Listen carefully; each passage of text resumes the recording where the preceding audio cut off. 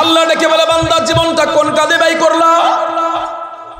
70 বছর হায়াত দিলাম, ফজর নামাজটা ঠিক মতো পড়ছো কিনা আমারে জবাব দিয়া যাও। জোহরের নামাজটা পড়ছো কিনা উত্তর দিয়া যাও। আসরের নামাজের সময় ঘুমাইছিল নাকি জামাতে নামাজ পড়ছো উত্তর দিয়া যাও। মাগরিবের নামাজটা ক্রিকেট খেলার মধ্যে আর বল খেলার মধ্যে কাটাইছো নাকি নামাজটা পড়ছো উত্তর দিয়া যাও। রাত্রি বেলায় গুনার মধ্যে কাটাইলা নাকি ইবাদতে কাটাইলা উত্তর দিয়া যাও। প্রতিটা বনি আদমকে এক নাম্বার প্রশ্নের সম্মুখীন হতে হবে, আন উমরিহি ফিমা আফনা। আল্লাহ বলেন, রাসূল বলেন, প্রত্যেকটা বনি আদমকে বলবে জীবনটা কোন কাজে ব্যয় করেছে হিসাব দিয়া যাও। আপনারা বলেন তো দেখি, আমরা আপনারা জীবনেও কোনোদিন এই হিসাব দিতে পারবো নাকি? বলেন না, না, বিনা হিসাবে জান্নাত ছাড়া কোনো উপায় নাই। হিসাব দিতে গেলেই ধরা হবে, জোরে কোন ঠিক কিনা? মুসলমান কথাগুলো ভালো করে শুনবেন। 2 নাম্বার পয়গম্বর কয়, ওয়া আন শাবাবিহি ফিমা আবলা। যৌবনকালটা কোন কাজে ব্যয় করেছে হিসাব দাও। আপনারা শিক্ষিত মানুষ বলেন, একজন মানুষের পুরা লাইফের ভিতরে, পুরা লাইফের মধ্যে বাল্যকাল, যৌবনকাল, বৃদ্ধকাল আছে না নাই? এরপরে আল্লাহ বলে, রাসূল বলে, প্রথম নাম্বার প্রশ্ন হবে, প্রথম প্রশ্ন হবে, আন উমরিহি ফিমা আফনা। জীবনটা কোন কাজে ব্যয় করেছে হিসাব দাও। এর মধ্যে তো যৌবনকাল রয়েছে। আল্লাহ রাসূল বলে 2 নাম্বার স্পেশাল ভাবে প্রশ্ন করা হবে, ওয়া আন শাবাবিহি ফিমা আবলা। 2 নাম্বার হিসাব দাও, যৌবনকালটা কোন কাজে ব্যয় করেছো। যৌবনটা কি তোমার ভালো কাজে ব্যয় হয়েছে নাকি গুনার কাজে ব্যয় হয়েছে? যৌবনকালটা কি ইবাদতে কাটাইছো নাকি বয়ফ্রেন্ড আর গার্লফ্রেন্ডের পিছে কাটাইছো, মোবাইলের মাধ্যমে ফেসবুকে কাটাইছো নাকি গুনার মাধ্যমে কাটাইছো? আপনারা বলেন তো দেখি, পুরা লাইফের ভিতরে যৌবনকাল, বাল্যকাল, বৃদ্ধকাল আর কি বলে আমরা বাল্যকাল রয়েছে। এরপর স্পেশাল ভাবে আল্লাহ রাসূল বলে, আল্লাহ 2 নাম্বার প্রশ্ন করবে, ওয়া আন শাবাবিহি ফিমা আবলা। যৌবনকালটা কোন কাজে ব্যয় করেছো। আল্লাহ পাক পুরা লাইফের প্রশ্ন করার পরে আবার 2 নম্বরে যৌবনকালের হিসাবটা আল্লাহ কেন জিজ্ঞেস করবেন চাইবেন? মুহাদ্দিসিনে কেরাম এই আয়াতে তাফসীর কি বলে, আপনারা হাদিসের ব্যাখ্যা করতে গিয়া বলেন, এই হাদিসের ব্যাখ্যা করতে গিয়া বলেন, যৌবনকালটা বড় দামি সময়। এই যৌবনকালটা যদি কারো পদস্খলন হয়ে যায় আর সুযোগ থাকে না, এই জন্য এটা আল্লাহর কাছে বড় দাম। যৌবনকালের 1 রাকাত নামাজ বৃদ্ধ হওয়ার পরে 100 রাকাতের সমান, সুবহানাল্লাহ বলে না? যৌবনকালে 1 টাকা আল্লাহর রাস্তায় দান করা, বৃদ্ধ হওয়ার পরে মৃত্যুর আলামত প্রকাশ হওয়ার পরে, অকর্মণ্য হওয়ার পরে, অসুস্থ হওয়ার পরে কোটি কোটি টাকা দান করাও 1 টাকার চাইতে কম সওয়াব। সুবহানাল্লাহ, সুবহানাল্লাহ জোরে বলেন। কোরআনে কারীম থেকে যে আয়াতে কারিমা তেলাওয়াত করেছি, আল্লাহ তাআলা বলেন, কুল্লু নাফসিন যায়িকাতুল মাউত। প্রত্যেকটা প্রাণীকে মৃত্যুর স্বাদ আস্বাদন করতে হবে।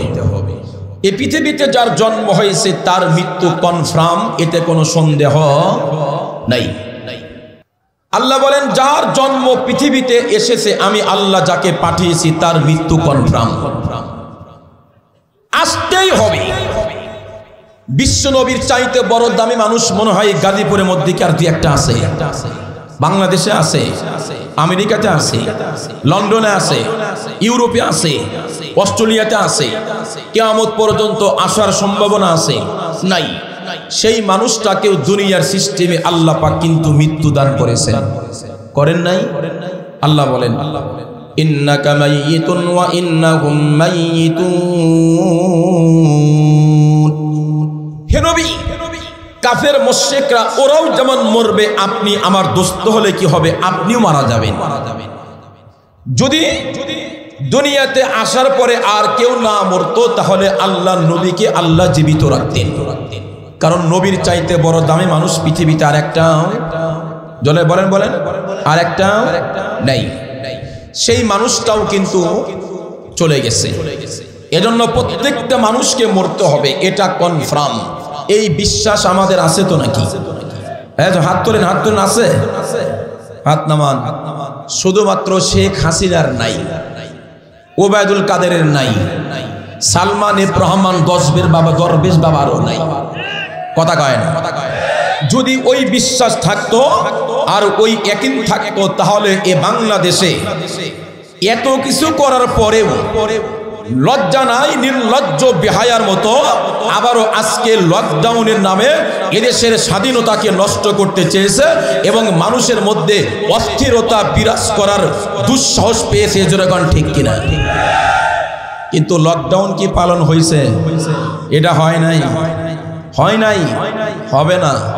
কারণ লজ্জা নাই, হায়া নাই, নির্লজ্জ বেহায়ার মতো আবারও লকডাউন দেয়। বাংলাদেশের মানুষ একবারই লকডাউন পালন করেছে, জুলাই থেকে আগস্টের 5 তারিখ পর্যন্ত ফ্যাসিবাদকে সরাবার জন্য। রাতের অন্ধকারে ওলামা কেরামকে গুলি করা, রাতের অন্ধকারে পার্বত্য চট্টগ্রামের পাহাড়ের মধ্যে যুবকদেরকে হত্যা করা, এই মানুষগুলাকে এই বাংলাদেশের জমিন থেকে বিতাড়িত করার জন্য একবারই লকডাউন করেছে দীর্ঘ 1.5 মাস পর্যন্ত। যেরকম ঠিক কিনা? এই বাংলাদেশে আর এরকম লকডাউন আর হবে না। হ্যাঁ, যদি আগামীতে কোনো স্বৈরাচার অথবা কোনো দুর্নীতিবাদ হাসিনার মতো আসে তাহলে হয়তো পরে চিন্তা করে দেখা যাবে। কথা বলেন? কারণ রাসূল বলেছেন, আল জিহাদু মাজিন ইলা ইয়াউমিল কিয়ামা। রাসূল বলেছেন জিহাদ, যুদ্ধ, এটা কিয়ামত পর্যন্ত চালু থাকবে। 41 সাল 38 সাল এ পর্যন্ত নয়। মানুষের যুদ্ধ, মানুষের বিপ্লব 1-2 বছর 3 বছর চালু থাকে। আল্লাহ বলে, রাসূল বলে, আল্লাহর জিহাদ, ইসলামের পক্ষে অন্যের বিরুদ্ধে জিহাদ কিয়ামত পর্যন্ত চালু থাকবে। যখনই ফিরাউনের আবির্ভাব হবে তখনই আবার যুদ্ধ হবে, যখনই নমরুদের আবির্ভাব হবে তখনও আবার যুদ্ধ হবে, যখনই শেখ হাসিনার মতো ফ্যাসিদ সরকারের আবির্ভাব হবে তখন আবারও যুদ্ধ হবে, আবারও যুদ্ধ হবে। জনতা ঠিক কিনা? সম্মানিত হাজিরিন, যারা আছেন বসেন, লম্বা টাইম না, 1 ঘন্টা ওয়াজ হবে ইনশাআল্লাহ। কালকে আমরা বেশি টাইম ওয়াজ শুনবো, রাজি আছেন না? সম্মানিত হাজিরিন, আমি বলতেছিলাম এই মানুষগুলার মনে হয় মরার চিন্তা নাই, তাহলে আজকে বাংলাদেশে এই অশান্তি তারা সৃষ্টি করতো না। জোরে বলেন ঠিক কিনা? দেখ, আমাদের মরার চিন্তা আছে তো, আছে তো। সম্মানিত হাজুদি, নবী আলাইহিস সালাতু ওয়াস সালামের একটা হাদিস পাঠ করেছি, এখান থেকে কথাগুলো আগে ভালো করে বুঝেন। বিশ্ব নবী বলেন, কাল কিয়ামতের ময়দানে সূর্য যখন মাথার 1 কিলোমিটার উপরে চলে আসবে, আপনারা শিক্ষিত মানুষ, ঢাকা রাজধানী, চান্দুরা এই এলাকা, বড় জোড়া পাম্পের এই এলাকা, বাংলাদেশের এমন কোন জেলা নাই সেই জেলার লোক এখানে নাই। কথা বলেন, কথা বলেন। আর আমিও আপনাদের কাছে নতুন না, পুরাতন এক বক্তা। এই যে চলতেছে নন স্টপ 8-10 বছর তো হয়ে গেছে মনে হয়। জীবনে কখন চলার পথে কে কখন মারা যাবে আল্লাহই ভালো জানে। মহব্বতটা অনেক বড় জিনিস।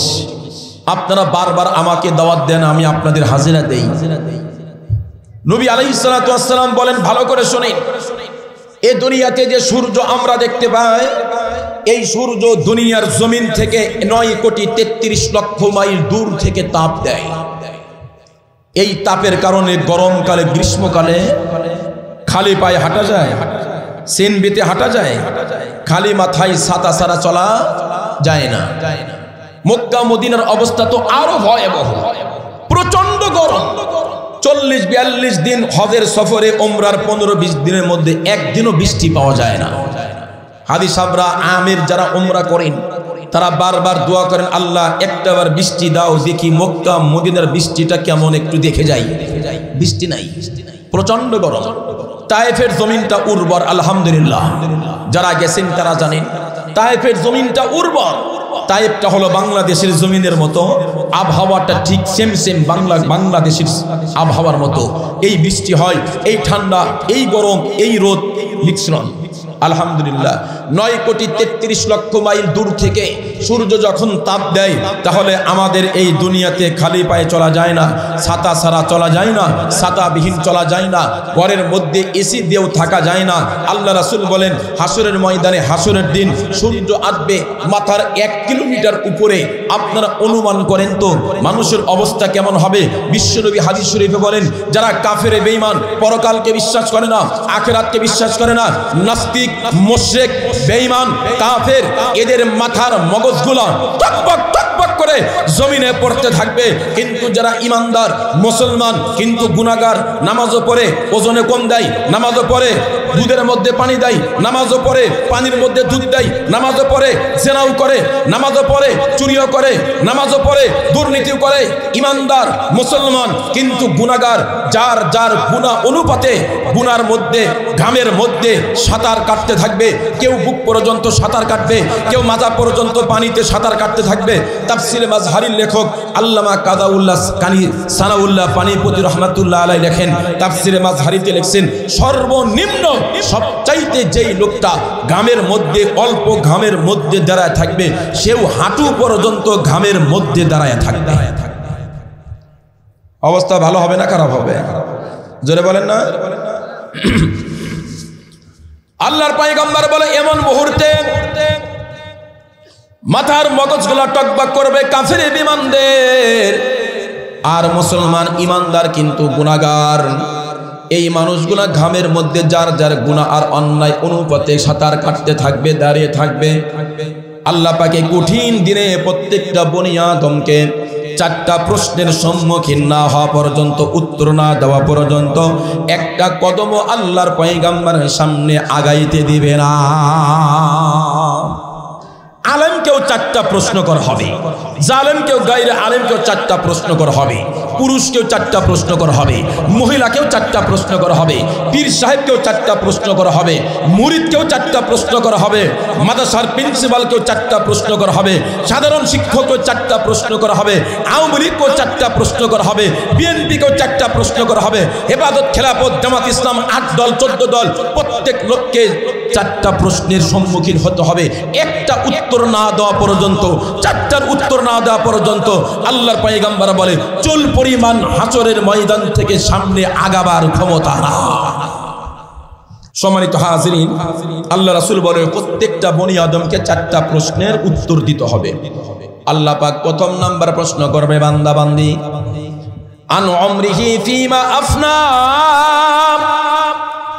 40 বছর হায়াত দিছিলাম, 80 বছর হায়াত দিছিলাম, 90 বছর, 100 বছর, 200 বছর হায়াত দিছিলাম, জীবনটা কোন কাজে ব্যয় করছে হিসাব দিয়া যাও। আমাদের প্রত্যেকটা সকাল, প্রত্যেকটা বিকাল, প্রত্যেকটা দুপুর, প্রত্যেকটা রাত্রি, প্রত্যেকটা দিন, প্রত্যেকটা সপ্তাহ, প্রত্যেকটা মাস, প্রতিটা বছর, তার মানে প্রতি সেকেন্ডের হিসাব কিন্তু আল্লাহ নিবে। জোরে বলেন ঠিক কিনা? আল্লাহ বলবে বান্দা প্রথম নাম্বার তোমাদেরকে বলছি, তোমরা তোমাদের জীবনটা কোন কাজে ব্যয় করেছিলা।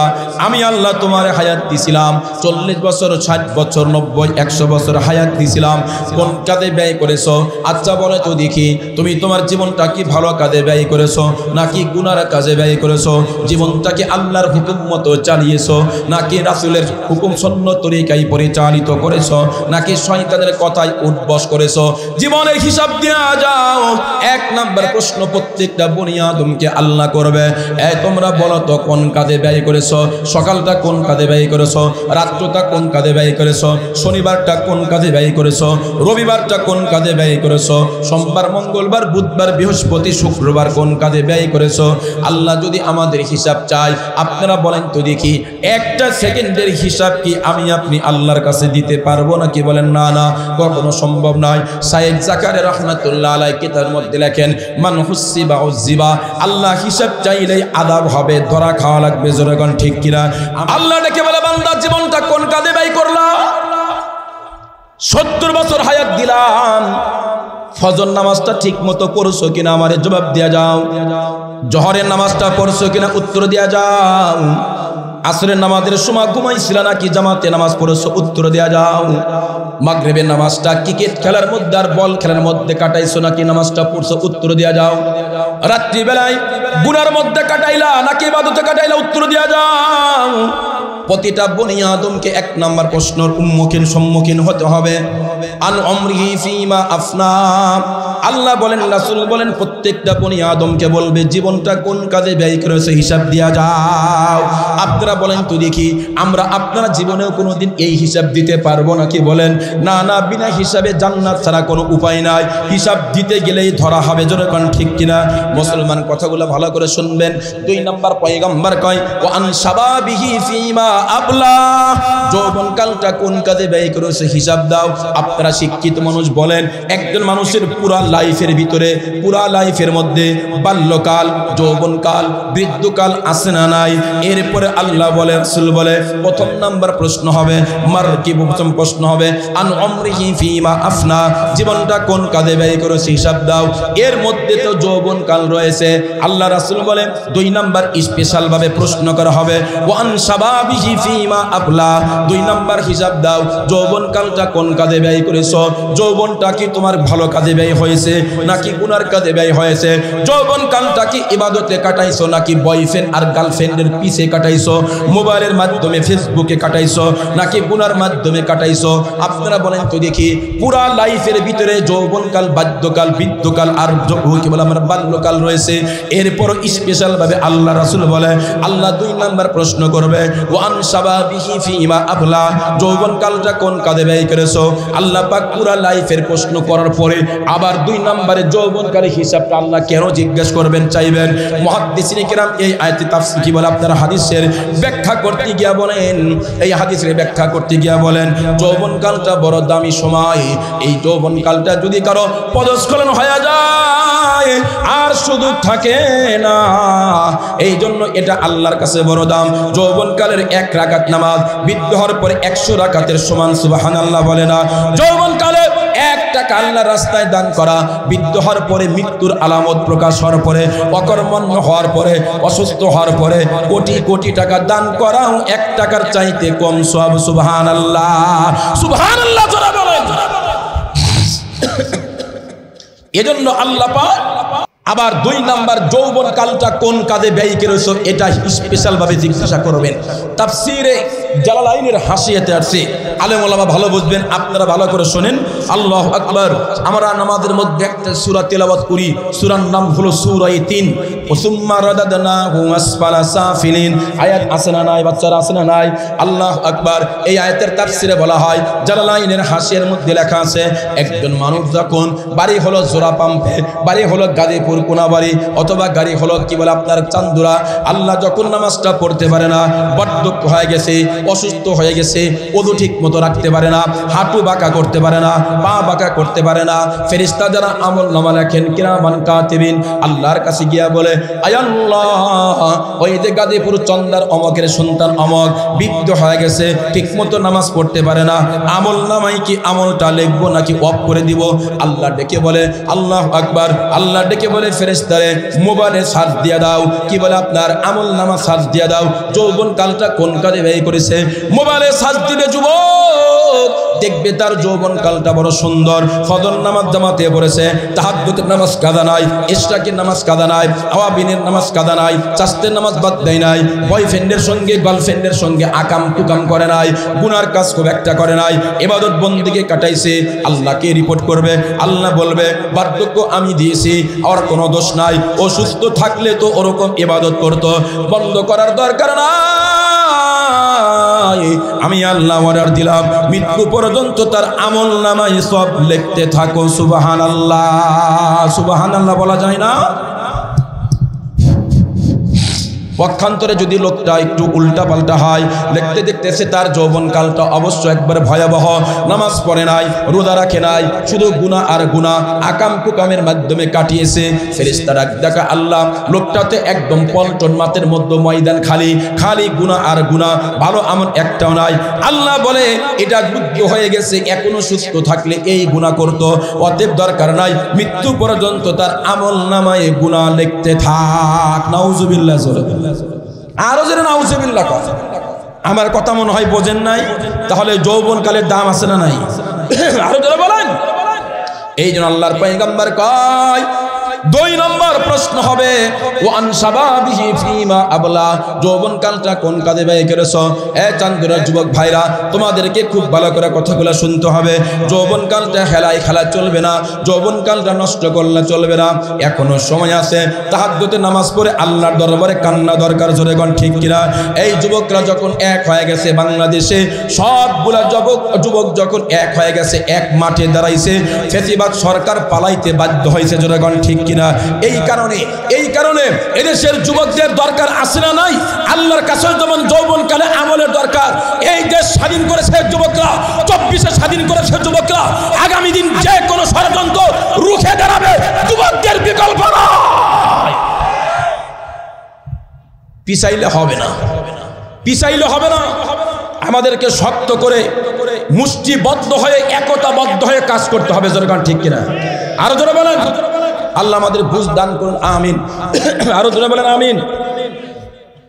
সম্মানিত হাজরিন, প্রথম নাম্বার প্রশ্ন হবে তোমার জীবনটা কোন কাজে ব্যয় করলা। 2 নাম্বার প্রশ্ন হবে যৌবনকালটা কোন কাজে ব্যয় করলা, হিসাব দিতে পারবো। 3 নাম্বার প্রশ্ন হবে ও আন মালিহি মিন আইনা ইকতাসাবাহু ওয়া ফীমা আনফাকা। আল্লাহ রাসূল বলে 3 নাম্বার প্রশ্ন আল্লাহ করবে, দুনিয়াতে কোন পথে ইনকাম করেছো টাকা, কোন পথে ব্যয় করেছো, হিসাব দিয়ে যাও। আমাদের উলামা কেরাম বলে টাকা পদ্ধতির খরচ করা, ইনকাম করা 4টা সুরত। এই 3-4টা সুরতের পদ্ধতির 3টা সুরতই যাবে জাহান্নামে, আর একটা মাত্র যাবে জান্নাতে। একটা হলো হারাম পথে ইনকাম করা, হারাম পথে ব্যয় করা, আর একটা হলো হারাম পথে ইনকাম করা, হালাল পথে ব্যয় করা, আর একটা হলো হারাম পথে হালাল পথে ইনকাম করা, হারাম পথে ব্যয় করা। 3টা পদ্ধতির লোক যাবে জাহান্নামে, একটা মাত্র শুধুমাত্র কেবল হালাল পথে ইনকাম, হালাল পথে ব্যয়, তারা জান্নাত। আমার কথা মনে বোঝেন নাই? বলেন। হালাল হারাম পথে ইনকাম করে, সুদ ঘুষ দুর্নীতি সব করে, ব্যয় করে কোথায়? জোরে বলেন। হারাম পথেই ব্যয় করে। কাকাম কুকাম করে টাকা চুরি করছি, এটার মসজিদ দেওয়ার দরকার নেই, এটা দিয়ে মোটামুটি ক্যাসিনো যাত্রা মাত্রা চলুক, বুঝেন নাই? এরা যাবে জাহান্নামে। আর একটা পদ্ধতি, হারাম পথে ইনকাম করেছে কিন্তু একটু ভয় হয়েছে, এতদিন তো হারাম করলাম, মৃত্যুর আগে একটা মসজিদ মাদ্রাসা বানায় দেই, কোনো মতো বাঁচার কোনো পদ্ধতি আছে কিনা? কথা কয় না। হারাম টাকা দিয়ে করলে হজ হবে, হারাম টাকার কোরবানি হবে, হারাম টাকার মসজিদ হবে, হারাম টাকার উমরা হবে, হারাম টাকার খাদ্যতে যাকাত কি শরীরে ইবাদত বন্দেগি কবুল হবে। 2 নাম্বার পদ্ধতি, হারাম টাকা ইনকাম করেছে হারাম পথে, ব্যয় করে হালাল জায়গা। 3 নাম্বার, ইনকামও হারাম ব্যয়ও হারাম, চিন্তা করে হারাম পথে ইনকাম করেছি, হালাল জায়গা ব্যয় করে লাভ কি? ইনকামও হারাম, মাসরাফ ব্যয়ও হারাম, এরাও যাবে জাহান্নামে। শুধুমাত্র আল্লাহ রাসূল বলে একটা পদ্ধতি, ইনকামও হালাল, রিকশা চালায়, অটো চালায়, মাটি কাটে, মানুষের দোকানে কাজ করে, দোকানদারি করে, পান বিক্রি করে, চা বিক্রি করে, রিকশা চালায়, কষ্ট করে, ইনকাম হালাল, ব্যয় করে হালাল জায়গা। শুধুমাত্র কেবলমাত্র একটা পদ্ধতি, একমাত্র জান্নাতে। সুবহানাল্লাহ। তাহলে আমাদের ইনকামটা কি হওয়া দরকার? জোরে বলেন। হালাল না হারাম? হালাল ইনকাম কারা কারা করবো হাত তুলে দেখায়। আল্লাহ আমাদের কবুল করুন, আমিন। এই হালাল ইনকাম করবো ইনশাআল্লাহ। আলু ভর্তা খাবো, ডাউল দিয়ে ভাত খাবো, 3 বেলা হারাম খাবার গোস্ত দরকার? আরো জোরে বলেন নেই। আল্লাহর পয়গম্বর বলে কাল কিয়ামতের ময়দানে প্রত্যেকটা বনি আদমকে 4টা প্রশ্ন করা হবে। এর মধ্যে 1 নাম্বার, তোমার জীবনটা কোন কাজে ব্যয় করেছিলে বলো। 2 নাম্বার প্রশ্ন হবে যৌবনকালটা কোন কাজে ব্যয় করলা। 3 নাম্বার প্রশ্ন হবে কোন পথে ইনকাম করেছো আর কোন পথে ব্যয় করেছো, হিসাবটা দিয়ে যাও। 4 নাম্বার প্রশ্ন হবে এই আলেম ওলামার কাছে যা শুনছিলা, ইলম শিখছিলা, ওয়া আন ইলমিহি মাযা আমিলা বিহি, ইলম শিখছিলা, ওই ইলম অনুযায়ী আমল করছো কিনা, জবাব দিয়া যাও। আমরা তো প্রত্যেক জুমার দিন মসজিদে ইমাম সাহেবদের মাসলা শুনি কি শুনি না? আমরা ওয়াজ মাহফিল, তাফসীর মাহফিলে কথাগুলা শুনি। শুধু কি তাই? এই ইউটিউব, ফেসবুক আর গুগলে সার্চ দিলে, প্রত্যেকটা বক্তার নাম ধরে সার্চ দিলেই তো ওয়াজ চলে আসে, ধরে ঠিক কিনা? শাইখ আহমদুল্লাহ আল্লাহ বলে সার্চ দিলে চলে আসে, আমি আহমদুল্লাহ সেনাজি সার্চ দিলে চলে আসে, আব্দুল বাসেত খান সার্চ দিলে চলে আসে, ডক্টর মিজানুর রহমান আজহারি সার্চ দিলে চলে আসে, মুফতি আব্দুল মালিক সাহেব বর্তমান বাইতুল মুকাররমের খতিব সার্চ দিলে চলে আসে।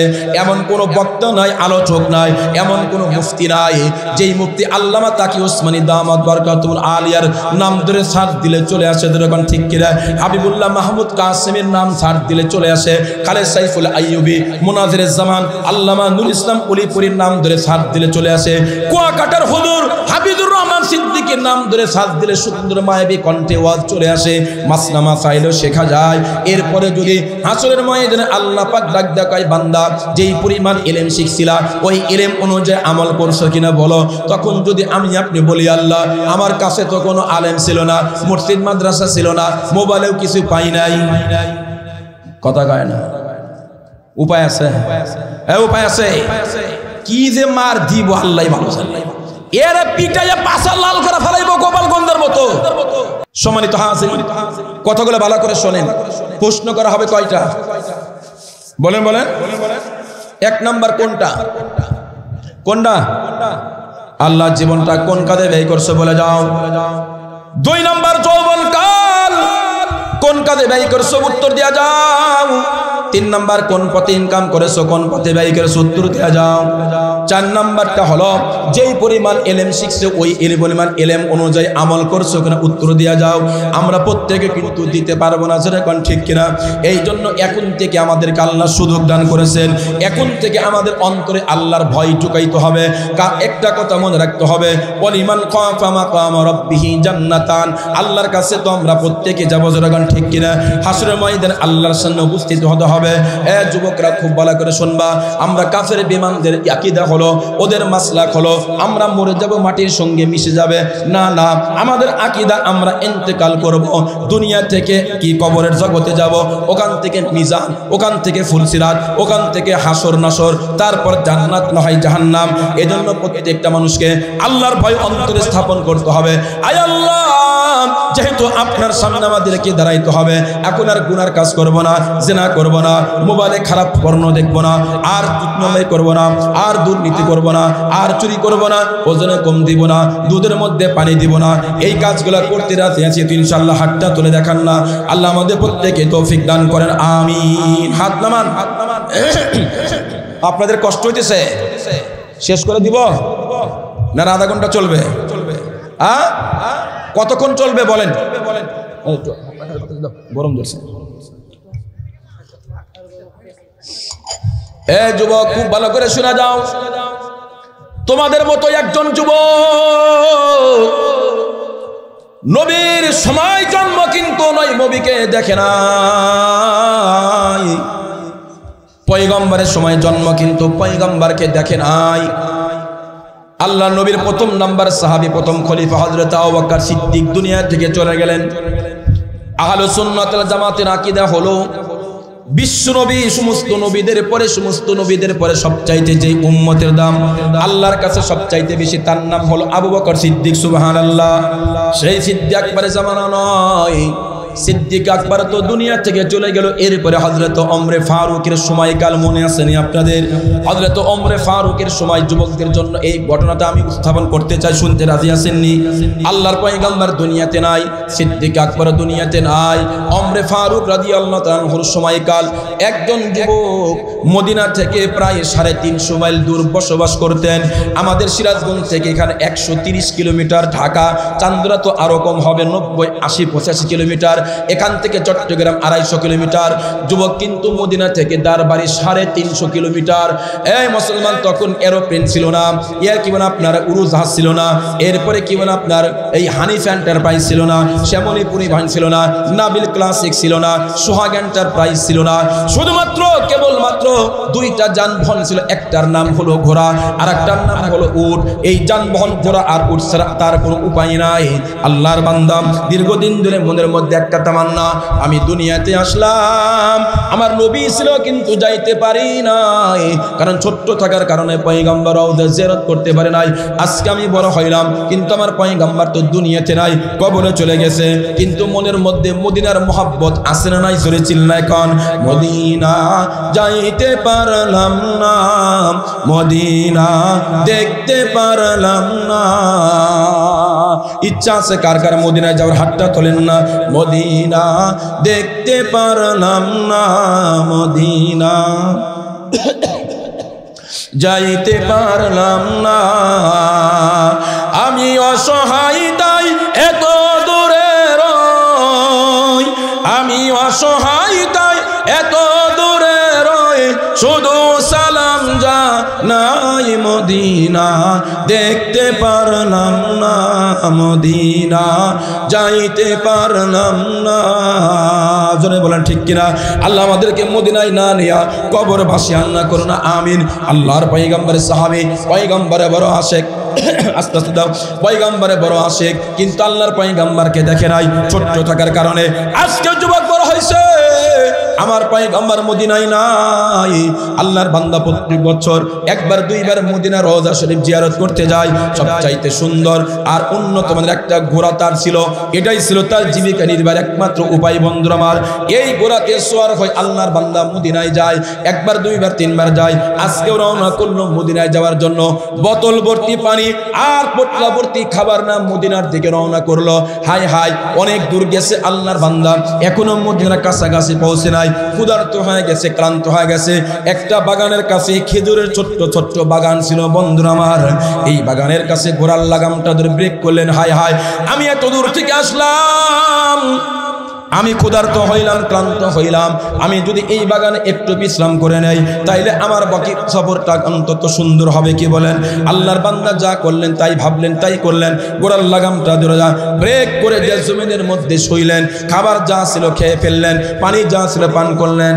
আল্লাহর বান্দা চিন্তা করে, হাই রে, খাবার যা ছিল খাইলাম, পান যা ছিল পান করলাম, আমার গোড়াটাও তো একটা জীবন, ওর তো একটা জীবন আছে, এটাও তো একটা যানবাহন, ওর জন্য তো কোনো খাবার অবশিষ্ট নাই। আল্লাহ বান্দা চিন্তা করে, সামনে খেজুরের ছোট্ট ছোট্ট বাগান, এইখানে যদি আমি আমার যানবাহন গোড়াকে ছেড়ে দেই, ও তার নিজের খাদ্য নিজে সংগ্রহ করে পারবে। জনগণ ঠিক কিনা?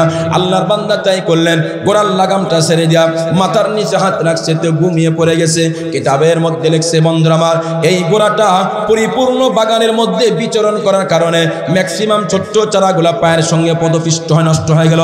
কিতাবের মধ্যে লিখছে, এই বাগানের মালিক একজন বৃদ্ধ মানুষ, দীর্ঘদিন ধরে বাগানে আসেন, রোগাক্রান্ত ব্যক্তি।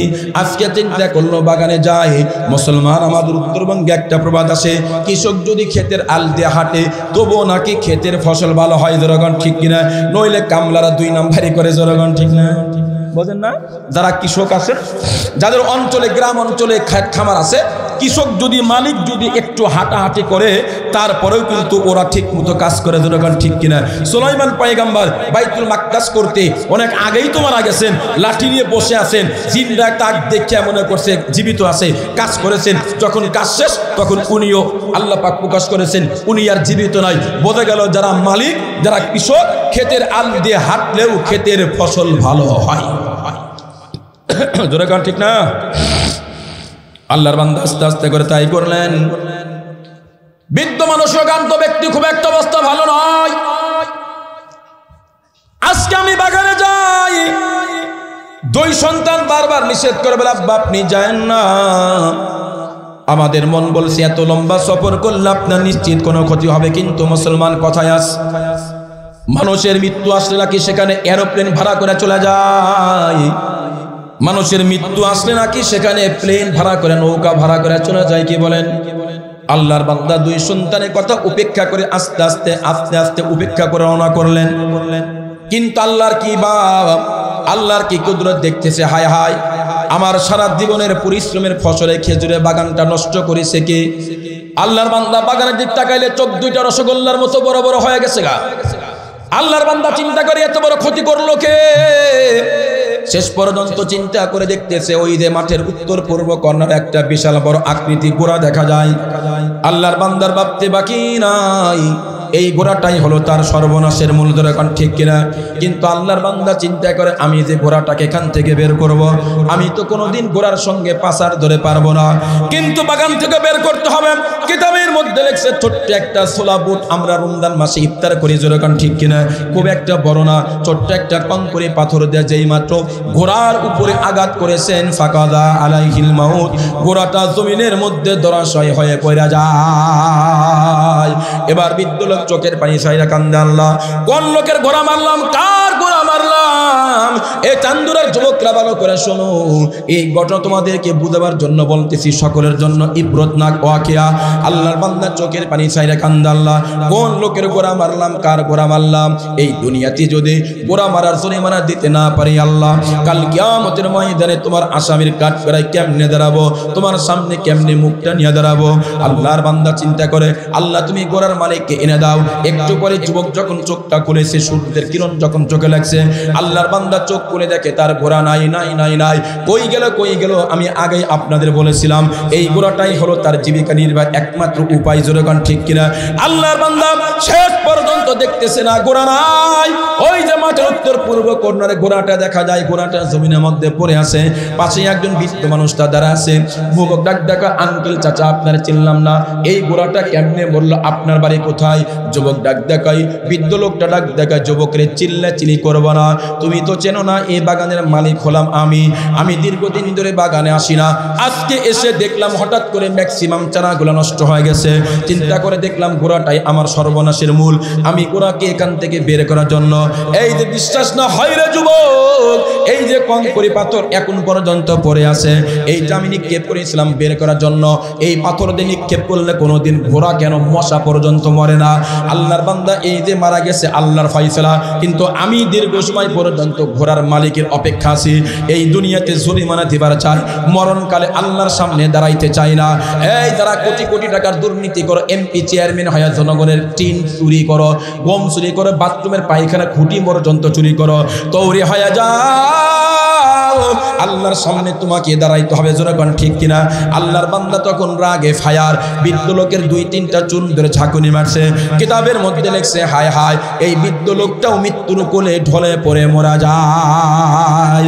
এবার আপনারা বলেন তো দেখি, লাশ কয়টা জমা হয়ে গেছে? জোরে বলেন। একটা হলো বৃদ্ধ লোকের লাশ, আর একটা হলো ঘোড়ার লাশ। এবার বৃদ্ধ যুবকটা অনেক দূর থেকে আসছে, এই যুবকটা এবার বিপদের মধ্যে পড়ে গেছে। আল্লাহকে ডাক দেখো, আল্লাহ সারা জীবন নিজেকে মুক্ত রেখে কাল কিয়ামতের ময়দানে আল্লাহ তোমার জান্নাতের জন্য অবিরাম চেষ্টা চালাইয়া গেলাম গো আল্লাহ, আমি নিজেকে গুনাহ মাফ করতে পারবো না, আল্লাহ তুমি আমার ফয়সালা করে দাও।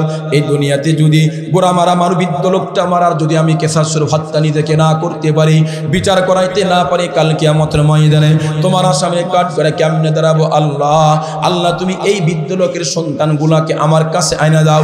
2 সন্তান চিন্তা করে দেখে, দুপুর পেরিয়ে সন্ধ্যা গনি আসলো, হারে এখন পর্যন্ত বাবা তো বাড়িতে ফিরল না, জানি কোন দুর্ঘটনা। আস্তে আস্তে করে 2 সন্তান বাগানের কাছে চলে যায়, গিয়া দেখতেছে একজন বৃদ্ধ লোক তার বাবা জমিনে পড়ে আছে, বিশাল আকৃতির একটা ঘোড়া পড়ে আছে, মাঝখানে একটা অপরিচিত বিন্দিসি যুবক দাঁড়ায় আছে। ঠাকুরগাঁও বাড়ি হইলে তো চান্দ্রলোক চিনবে না, এখন ঠিক কিনা? বাড়ি হলো 350 মাইল দূর। 2 যুবক ডাক ডাকায়, যুবক রে, এই বৃদ্ধ লোকটা কেমনে মারা গেল, আর ঘোড়াটা কেমনে মরল, ঘোড়াটাকে তোমার পরিচয়টা ওপেন করো। যুবক ডাক ডাকায়, যুবকের রে তোমরা আমারে চিনবা না, বাড়ি আমার 350 মাইল দূর।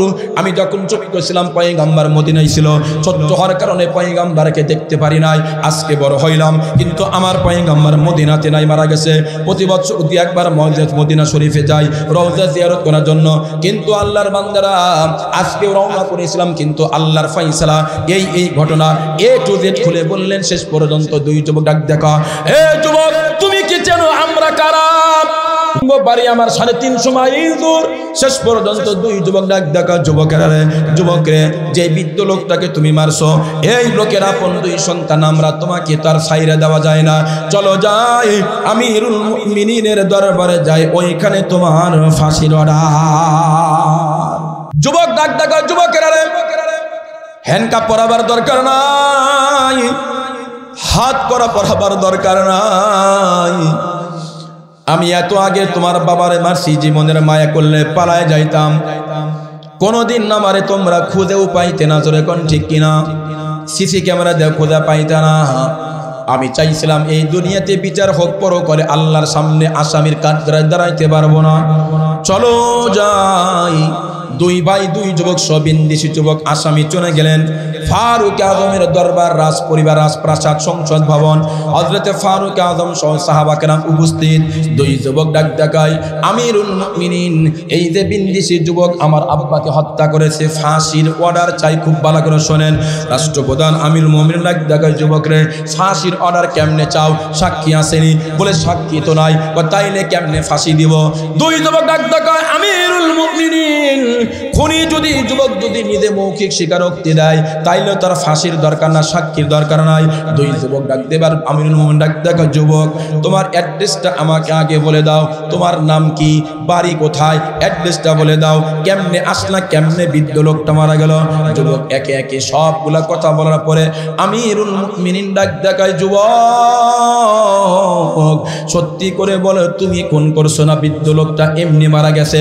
যুবক ডাক ডাক, আমিরুল মুমিনিন এই দুনিয়াতে বিচার করাইতে চায়, পরকালে আসলে মায়েদের আল্লাহর সামনে দাঁড়াইতে চায় না। আমি কোন করেছি, এমনি মরে নাই। আমিরুল মুমিনিন ডাক দেখায়, যুবক কার সামনে দাঁড়ায়া কথা বলো? তুমি কি চেনো আমি কে? আমি তো সে ওমর, যে ওমর সম্পর্কে আমার পয়গম্বর বলেছে, আরহামু উম্মতি বি উম্মতি আবু বকর ওয়া সাদ্দুহুম ফি আমরিল্লাহি ওমর ওয়া আসদাকুহুম হায়াআন উসমান ওয়া আকযাহুম আলী ওয়া ফাতিমাতু সাইয়্যিদাতু নিসাই আহলিল জান্নাহ। দুনিয়া की सदाकत पे तेरा नाम रहेगा, सिद्दीक तेरी नाम से इस्लाम रहेगा। दुनिया की अदालत पे तेरा नाम रहेगा, फारूक तेरी नाम से इस्लाम रहेगा। दुनिया की शुजाअत पे तेरा नाम रहेगा, अली तेरी नाम से इस्लाम रहेगा, अली तेरी नाम से इस्लाम रहेगा। फारूक आजम ডাক দেখে, যুবক তুমি কি চেনো আমি কে? যুবক ডাক দেখে, আমিরুল মুমিনিন, হ্যাঁ আমি চিনছি, আপনি ফারুক আজম। যুবক ডাক দেখে, আমিরুল মুমিনিন আমি সত্যি খুন করেছি, এমনি মরে নাই। রাষ্ট্রপ্রধান ডাক দেখায়, যুবক তোমার মৌখিক স্বীকারোক্তির ভিত্তিতে আমি আমিরুল মুমিনিন দুই সন্তান, বাবার দুই সন্তান বিচার চাই, ফাঁসির অর্ডার চাই। তোমার মৌখিক স্বীকারোক্তির ভিত্তিতে আমি রাষ্ট্রপ্রধান ওমরে ফারুক ফাঁসির অর্ডার লিখে দিলাম। আলহামদুলিল্লাহ। যুবক এবার ডাক দেখা, আমিরুল মুমিনিন ফাঁসিটা কার্যকর করবেন কবে? ফারুক আজম কয়কে আগামীকাল সকাল 10টা। যুবক ডাক দেখা, আমিরুল মুমিনিন আমাকে কি 2টা দিন সময় দেওয়া যায় না? যুবক আমিরুল মুমিনিন বড় আশ্চর্যের সুরে বলে, এ যুবক, যেই যুবকটা নিজের জীবন বাজি করার জন্য, বাঁচাবার জন্য একটা মিথ্যার আশ্রয় নাই, আল্লাহর ভয়ে মৌখিক স্বীকারোক্তি দিয়েছে, ওই যুবকটা 2 দিন সময় চাই কেন জানতে পারি? যুবক ডাক দেখা, আমিরুল মুমিনিন আমি একজন যুবক, 350 মাইল দূর আমি পয়গম্বর আশিক রওজা জিয়ারত করতে আসি। আমি যদি নিজের জীবনের মায়া করতাম আমি পালাইয়া যাইতাম, কোনোদিন আমার ছায়া পর্যন্ত দেখতে পারতেন না। আপনার দরবারে আসার পরে আপনি আমাকে কথার মার পেছে অনেক সুযোগ করেছেন। যুবক যদি একটু এদিক সেদিক করতে পারো তাইলে তোমার জীবন দেওয়া লাগবে না। কিন্তু আমিরুল মুমিনিন আমি চাইছিলাম দুনিয়াতে বিচার হোক, পরকালে আল্লাহর আসামির কাঠগড়ায় দাঁড়াইতে পারবো না। আমিরুল মুমিনিন আমি একজন ব্যবসায়ী যুবক, অনেক মানুষের আমানতের মাল আমার কাছে রয়ে গেছে। আমি যদি এখন মারা যাই, ফাঁসি হয়ে যায়, এই মানুষের আমানতের বোঝা নিয়ে কালকে দাঁড়াইতে হবে। শুধু তাই নয়, একজন ইহুদির কাছে আমি ঋণগ্রস্ত আছি। ইহুদি বলবে, এই চিনলাম চিনলাম মুসলমান, ভালো করে চিনলাম, মুসলমানদের চরিত্র ভালো নয়, ঋণ নিয়ে ঋণ পরিশোধ করে না, মইরা যা, এরকম হবে। আমিরুল মুমিনিন এই জন্য আমি 2টা দিন সময় চাই। ফারুক আজম ডাক দেখাই, যুবক রে কেমনে তোমারে 2 দিন সময় দিব? এত লং টাইম দেওয়া যায় না। যুবক ডাক দেখ, আমিরুল মুমিনিন আমি কি আপনার কাছে ভিক্ষা চাই নাকি? আমি কি ভিক্ষা চাই? রাষ্ট্রপ্রধান কয়, ভিক্ষা চাও না কি চাও?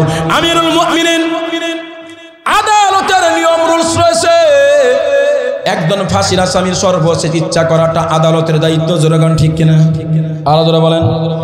আদালতের দায়িত্ব ফাঁসির আসামির সর্বোচ্চ ইচ্ছা জিজ্ঞেস করে, তুমি কি চাও? আমি গরুর গোশত খাবার চাই। তোমার সেই ইচ্ছা কি? আমি একটু ঠাকুরগাঁও যাইতে চাই। আবার জিজ্ঞেস করে, তোমার ইচ্ছা কি? আমি একটু মার সাথে কথা বলতে চাই।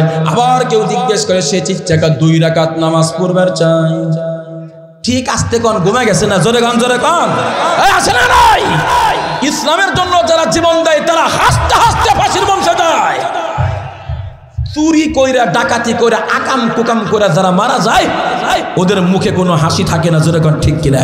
ওরা চিন্তা করে দুনিয়ায় তো মরলাম, পরকালে মরব। আর যারা জীবন দেয় ইসলামের জন্য, কথা বলে ওদের কষ্ট আছে। ওরা মৃত্যুর আগে জান্নাতের সুঘ্রাণ পাওয়া যায়। সুবহানাল্লাহ জোরে বলেন। আমিরুল মুমিনিন ডাক দেয়, যুবকরে এত বড় রিস্ক তো আমি প্রধান বিচারপতি নিতে পারি না, জোরে কোন ঠিক কিনা? যুবক ডাক দেয়, আমিরুল মুমিনিন আমি তো আপনার কাছে এমনি ভিক্ষা চান, আদালতের নিয়ম আছে। ফারুক আজম ডাক দেয়, যুবক তুমি তো আমাকে আইনের মার পেশা আটকায় দিলাম, আচ্ছা তোমাকে একটা শর্তে ছাড়তে পারি যুবক, এইখানে যতগুলা মানুষ রয়েছে যুবক, অথবা মদিনার বুকে যদি তোমার কোনো রিলেটিভ আত্মীয় থাকে, এদের ভিতর থেকে একজনকে তোমার জীবনের জামিনদার বানায় যাবা। তুমি যখন সময় মতো হাজির হবা ওটাকে ছেড়ে দিয়া তোমাকে ফাঁসির মঞ্চে ঝুলানো হবে।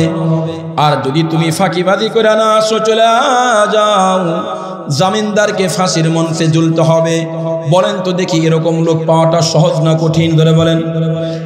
শেষ পর্যন্ত আমিরুল মুমিনিনের কথা শুনে আবু কি বলে, আপনার যুবক চোখের পানি ছাইরা দিয়া উপস্থিত মুসলমানদের মধ্যে চোখের পানি ছাইরা দেয়, বোঝায় যুবক এই মুসলমান, আমি কিন্তু সেই যুবক জীবনের মায়া করলে পালাইয়া যাইতাম, কোনোদিন দেখতে না। আমি চাইছিলাম দুনিয়াতে বিচার হক, পরকালে আল্লাহ রাসূলের কাঠগড়ায় কেমনে দাঁড়াবো, এত গুনাহ নিয়ে কেমনে দাঁড়াবো।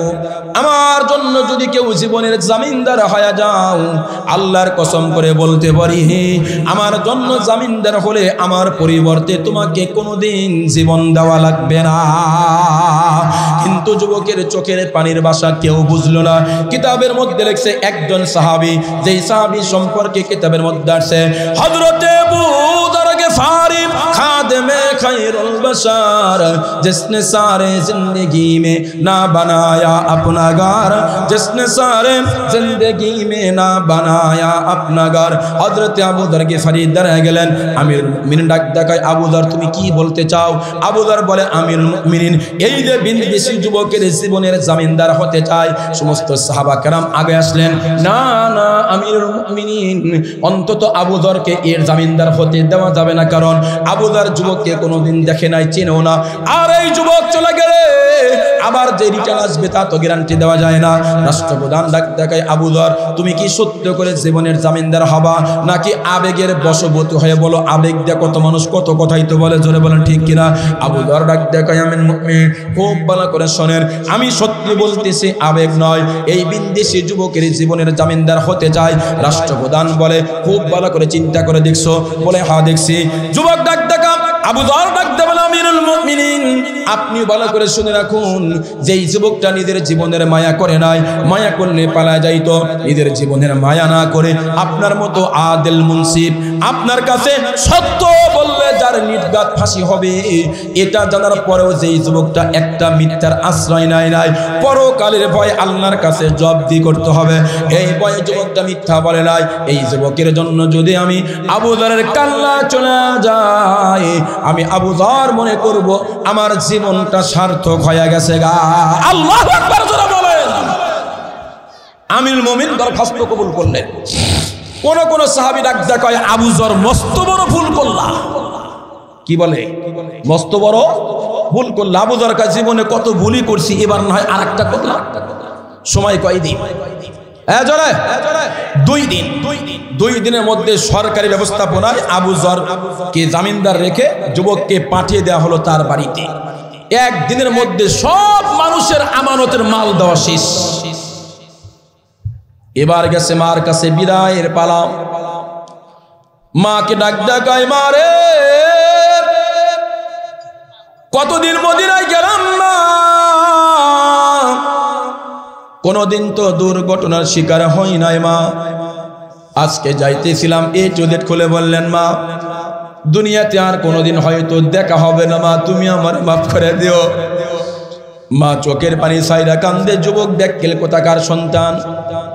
যুবকরা কত মিথ্যা কথা বলে, কত বাটপারি করে, একটা মিথ্যা বললে তোর জীবন বেঁচে যাইতো, কেন বলস নাই? সন্তান ডাকতে বলে, মা যেই সাধনা করে এই জীবনটা জান্নাতের উপযুক্ত বানাইছি মা, তুচ্ছ হায়াতের জন্য একটা মিথ্যা বলে আমি আমার জীবনটা কলঙ্কিত করতে চাই না মা। তার চাইছে সত্য বলেছি, সত্য বলে যাব। দুনিয়াতে মদিনায় ফাঁসি হবে, মৃত্যুর পরে জান্নাতের মধ্যে আল্লাহ তোমার আমার সাক্ষাৎ করায় দিবে। সুবহানাল্লাহ। মার কি ছাড়তে মন চাই কোন কথা কয় না। তবে জুলাই আর আগস্টে 24 জুলাই আমাদের বাংলাদেশের অনেকগুলা মা দেখেছি, কথা কান ঠিক কিনা, কথা কয় না। যেই মায়েরা সন্তানদের বাইরে মিছিল হচ্ছে শুনলে বাড়ি থেকে বের হয় নাই, আমাদের বাংলাদেশের ওই মায়েরা সন্তানদের মাথা কাপড় বেঁধে রাজপথে ছেড়ে দিয়েছে। জোরে বলা ঠিক কিনা? নিজের চোখে দেখছি আমরা। খানা খাওয়া দিচ্ছে সন্তানদের, দেখেন নাই? 5 তারিখের আগে হয় নাই? তৈরি হয়ে গেছে আলহামদুলিল্লাহ। এ বাংলাদেশের লোক জীবন দেওয়া জানে এখন, রক্ত দেওয়া জানে এখন, এরপরে নিজেদের অধিকার আদায় করা শিখছে। জোরে কোন ঠিক কিনা? জোরে বলা ঠিক কিনা? আদায় করতে পারে।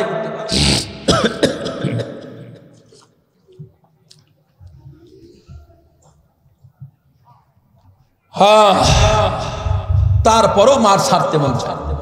মার কাছ থেকে বিদায় নিয়ে স্ত্রীর কাছে চলে গেছে। স্ত্রী ডাক দেখায়, স্বামী রে, আমার মতো রূপসী স্ত্রীর কথা কি তোমার মনে হয় না? কেমনে তুমি আমার এই মদিনায় যাবা? স্বামী ডাক দেখায়, এই স্ত্রী রে, তোর মতো সুন্দর স্ত্রী বুকের মধ্যে মাথা দিয়ে রাত্রে ঘুমাইলাম, মদিনায় গেলাম না। বিদেশি কম্বল, সিঙ্গাপুর আর সৌদির কম্বল দিয়ে ঘুমাইলাম, গেলাম না। রাত 3টার সময় আজরাইল জানটা কব্জ করলো, ঠেকাইতে পারবি না। তার চাইতে সত্য বলেছি, সত্য বলে যাব। এই মদিনাতে আমার ফাঁসি হয়ে যাক। আমি যদি না যাই, কাল কিয়ামতে আল্লাহর আসামির কাঠগড়ায় 2 জন মানুষকে হত্যার অপরাধে দাঁড়াইতে হবে। জোরে বলেন ঠিক নেই? একজন বৃদ্ধ মানুষকে হত্যা করে, কি বলে আপনার, একজন বৃদ্ধ মানুষকে হত্যা করে এই যে যুবকটি আসছিল, আবার যুবককে আমার পরিবর্তে হযরতে আবু যরকেও তো বৃদ্ধ মানুষকে হত্যা করে মদিনায় আসছিলাম, আমার পরিবর্তে আবু যরকেও তো না গেলে হত্যা করা হবে। 2 জন মানুষের হত্যার দায় আমাকে আসামির কাঠগড়ায় দাঁড়াইতে হবে। তার চাইতে সত্য বলেছি, সত্য বলবো। আমি আর মিথ্যা বলবো না, গুনাহ করব না। আমি দুনিয়াতে আমার ফাঁসি হয়ে যাক, মৃত্যুর পরে জান্নাতের মধ্যে আল্লাহ তোমার আমার মিলন ঘটাইয়া দিবে। সুবহানাল্লাহ, সুবহানাল্লাহ জোরে বলেন। এই হলো শেষ পর্যন্ত 2 দিন সময় শেষ। এদিকে মদিনায় তো ফাঁসির কার্যক্রম আর ফাঁসির প্রস্তুতি চলছে না অফ আছে? আরো যেরকম মুসলমান ভাইরা আমার কথাগুলো দিল দিয়ে শোনেন। দেখতে দেখতে সময়গুলো পার হয়ে গেল।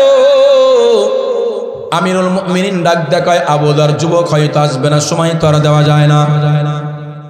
সাহাবা কিরামের মধ্যে কান্নার রোল পড়ে গেল। হায় হায়, আবু যর এই যুবককে কোনোদিন দেখে নাই, কেমনে কিভাবে তার জামিনদার হলো? আমিরুল মুমিনিন ডাক দেখায়, আবু যর কার জন্য, কিসের জন্য, কার অপেক্ষায় অপেক্ষমান? যুবক হয়তো আসবে না। আবু যর শেষ পর্যন্ত সাহাবা কেরাম কান্দে, কিন্তু আবু যরের চেহারায় কান্নার ছাপ নাই। আবু যর বীর বেশে, মুজাহিদ বেশে সামনের দিকে আগাইতেছেন। আমিরুল মুমিনিন ডাক দেখায়, জল্লাদ রেডি হয়ে যাও। জল্লাদ চোখের পানি ছাইরে কান্দে, আল্লাহ এই ব্যাপারে আবু যর নির্দোষ। শুধুমাত্র কেবলমাত্র একজন বিনদেশী যুবকের জামিনদার হয়েছে। হারে যদি জানতাম আমার হাতে আবু যরকে হত্যা করতে, ফাঁসি দিতে হবে, তাহলে চাকরি ছেড়ে দিতাম, না হয় পালাইয়া অন্য দেশে চলে যেতাম। আমি পারবো না। রাষ্ট্রপ্রধান ডাক দেখায়, জল্লাদ দালালি করার জায়গা পাও না, যা বলছি তাই করো। আবু যর রেডি, জল্লাদ রেডি। সাহাবাদের মধ্যে কান্না শুরু হলো। যেই পর্যন্ত কিতাবে লিখছে, যেই মুহূর্তে হযরত আবু যর গিফারিকে ফাঁসির মঞ্চে উঠাইছেন, বন্ধুরা আমার, হঠাৎ করে সাহাবা কেরাম পিছন দিক তাকায় দেখতেছে একজন যুবক, মাথার মধ্যে টুপি নাই, চুলগুলা এলোমেলো, মরুভূমির বালু উড়ায়া ফাঁসির মঞ্চের দিকে মদিনার দিকে আগায় আসতেছে। সুবহানাল্লাহ। সব সাহাবা কেরাম চিৎকার দিয়ে বলে, আমিরুল মুমিনিন অপেক্ষা করেন, আল্লাহর পয়গম্বরের সাহাবী কার্যকর করেন না। আমাদের মন বলছে ওই সেই যুবক, যেই যুবকটা নিজের জীবনের মায়া করে নাই, আপনার দরবারে এসে নির্ঘাত সত্য বললে তার ফাঁসি হয়ে যাবে। ওই যুবকটা এসে মতো হাজির। সত্যি সত্যি যুবক এসে হাজির। গোড়ার লাগামটা ধরে দেয়া যুবকটা ঘোড়ার লাগাম ধরে ব্রেক করে দাও, সরাসরি আবু যরের পা ধরে কান্না শুরু করছে। ভাই আবু যর, তুমি যদি আজকে আমার জীবনের জামিনদার না হইতা, কাল কিয়ামতে এতগুলা মানুষের আমানতের বোঝা নিয়ে কালকে দাঁড়ানো লাগতো। আবু যর, আমি তোমাকে কি পুরস্কার দেব? আল্লাহকে বলি, আল্লাহ যেন জান্নাতের মধ্যে তোমাকে উঁচা মাকাম দান করে দেয়। সাহাবাকরার মধ্যে কান্না শুরু হয়ে গেছে। আমিরুল মুমিনিন যুবকের দিকে ফেলফেলে তাকায় আছে, আল্লাহ তোমার এই বিশাল পৃথিবীতে এখন পর্যন্ত একজন যুবক সত্যবাদী পাইলাম, নিজের জীবনের মায়া করে নাই, পালায়াও যায় নাই, আবার চলে আসছে। সব সাহাবা কেরাম কান্দে, আবু যর কান্দে, সাহাবারা কান্দে, আমিরুল মুমিনিনের মতো মানুষ খুকরে কান্দে উঠল। মনে হয় যেন আপন ভাইরে কবরে নামাইলে যে কষ্ট না হয়। একজন বিদেশি যুবকের জন্য সাহাবা কেরাম চোখের পানি ছাইরে কান্দে। আমিরুল মুমিনিন কান্দে, যুবক কান্দে, সাহাবারা কান্দে। সবার কান্না দেখে দুই যুবক কান্না সহ্য করতে পারে না, ওরাও কান্না শুরু করছে। মুসলমান আমিরুল মুমিনিন কান্না শুরু করে দিছে।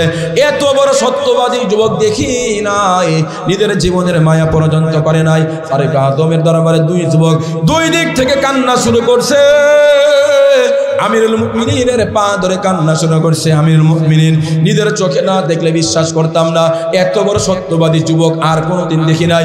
আমরা আপনার কাছে যে মৃত্যুর কিসাসের দাবি নিয়ে আসছিলাম, আমরা দুই ভাই এই যুবককে বাবার পক্ষ থেকে ক্ষমা করে দিলাম। দুই যুবক ডাক দেখা, আমিরুল মুমিনিন শুধু ক্ষমা করলাম তাই নয়, আমাদের বাবা মৃত্যুর পরে যে স্থাবর অস্থাবর সম্পত্তি রয়ে গেছে, সমস্ত সম্পত্তির মালিক কাছ থেকে আমরা দুই ভাই নয়, এই যুবক সহ তিন ভাই হয়ে গেলাম। সুবহানাল্লাহ জোরে বলেন। আসসিদকু ইউনজি ওয়াল কিযবু ইহলিক। আল্লাহর নবী কয়, সততা মানুষকে মুক্তি দেয়, মিথ্যা মানুষকে ধ্বংস করে। জোরে গান ঠিক কিনা? আর জোরে বলেন। এজন্য সদা সর্বদা সত্যের উপর থাকবো, মিথ্যা বলবো না। একটা মিথ্যা বলতে গেলে আরো তার সাথে 20টা মিথ্যা কথা এক করতে হয়। জোরে গান ঠিক কিনা? আল্লাহ আমাদের প্রত্যেককে পরকালের ভয় নেই কবরে যাও তৌফিক দান করুন। আর যেই আলোচনাটা শুরু করছিলাম মনে আছে তো, প্রত্যেকটা মানুষকে কয়টা কাজের হিসাব দিতে হবে? 4টা। যেহেতু আমাদের মরতেই হয়, বসেন দো হবে, যেহেতু মরতেই হবে, অতএব 4টা প্রশ্ন আল্লাহ করবে। আমরা চাই বিনা হিসাবে জান্নাত, হিসাব দিয়ে জান্নাতে যার সুযোগ কারো হবে না। আস্তাগফিরুল্লাহ রাব্বি মিন কুল্লি যামবি ওয়া আতুবু ইলাইহি। লা হাওলা ওয়ালা কুওয়াতা ইল্লা বিল্লাহিল আলিয়্যিল আযীম।